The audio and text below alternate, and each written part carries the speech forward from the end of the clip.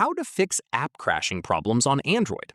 This tutorial shows you a few things to try to get a misbehaving app back to normal.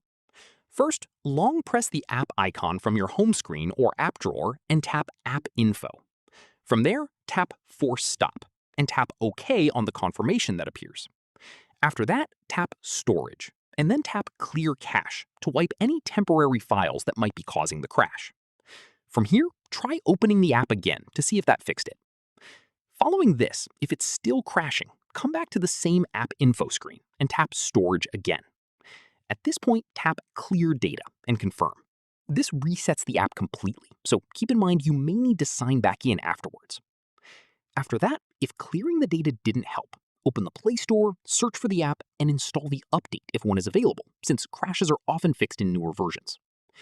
From here, if the app is still unstable, press and hold the power button until the power menu appears and tap Restart to give your device a fresh start.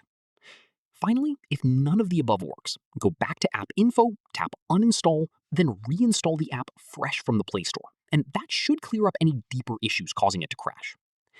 That's how you fix app crashing problems on Android.